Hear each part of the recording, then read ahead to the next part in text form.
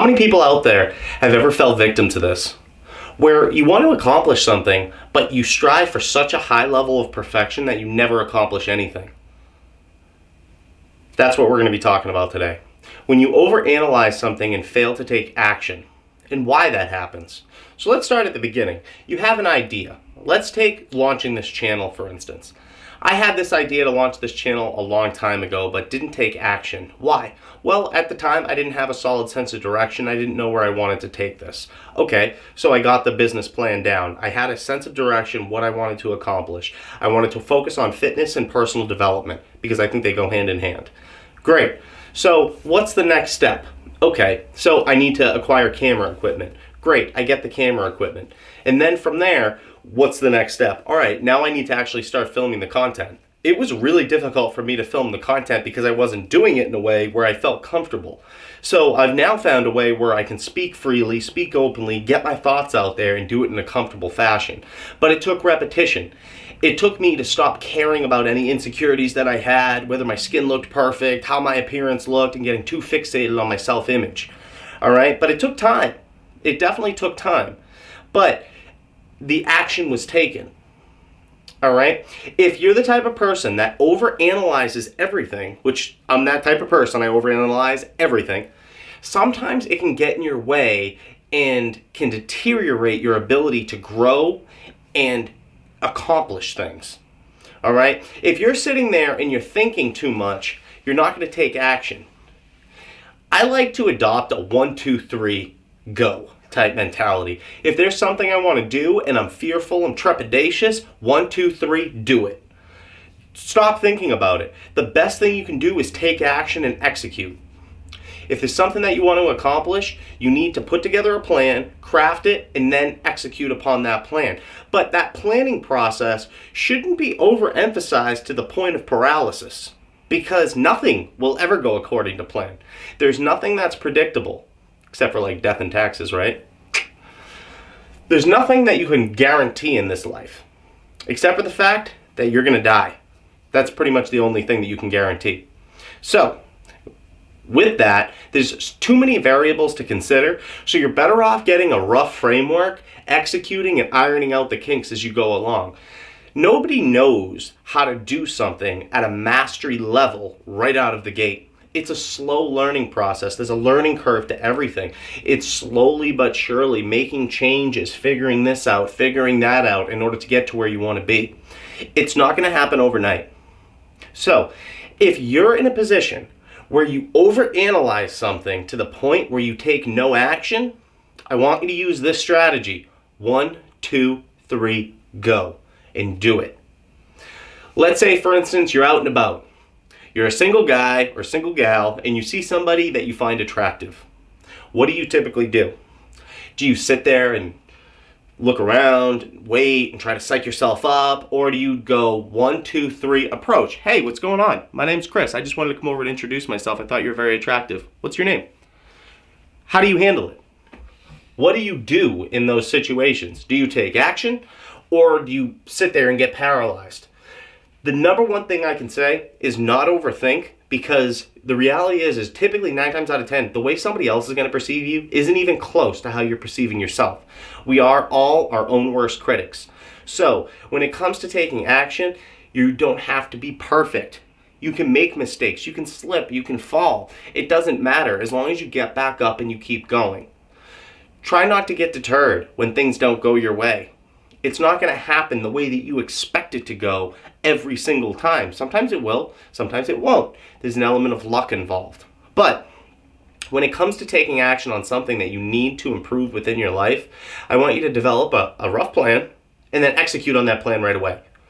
Don't sit there and try to iron out this plan and make sure that it's extremely crafted and finite. You need to get a rough draft and execute upon what you put down, and then from there, you revise, execute, revise, execute, revise, and keep doing that until you get to where you want to be. So, let's go back to picking up a girl, for instance. You go over to her, you introduce yourself. First thing, I have a boyfriend. Maybe she does, maybe she doesn't, but that's what she says. All right, great. You could take that in one of two ways. You could take it as a negative that she said that to you, or you could think about it as just another rep. All right, you took your shot. Great. On to the next one. And keep doing that. Keep adopting that methodology where you took your shot, you tried, and now you need to move on to the next thing. Now, you extracted a learning experience from that. You found out that that approach maybe doesn't work if you tried it 4 or 5 times. All right, great. Now you know that that doesn't work. Now you can try something else. Do you see where I'm going with this here? It's that process of trial and elimination, trial and elimination. And over time, you'll craft something that works for you. This could be applied to anything, whether it's starting a business, whether it's investing, whether it's trying to get a girl. Doesn't matter. This same methodology of trial and error can be applied. Because if you don't try, you'll never be able to identify what you could do better. Do you see what I'm saying there? So you need to take the action, and if it works first, right out the gate, great. If it doesn't, pivot as you need, and try to keep striving and going forward from there. But you can't sit there and not take any action. You can have all of these ideas in the world, and sometimes they won't come to fruition the way that you want. But stop conceptualizing and taking action. Do something about what you want. Grab life by the horns and make it yours. That's the best advice I can have for you. Do what you can to get the most out of life. Don't be paralyzed. Eliminate that fear. The only way to eliminate that fear is by repetition. The more you do something, the easier and more comfortable you become with it. Do you remember the first day you started your job? It's kind of uncomfortable the first time you start a new job, right? But over time you get more and more comfortable. It's the same with anything. The more you do something, the more comfortable you get and the better you get at it. But you got to start. You have to start right now. You need to put a plan together for yourself as to what you want to do.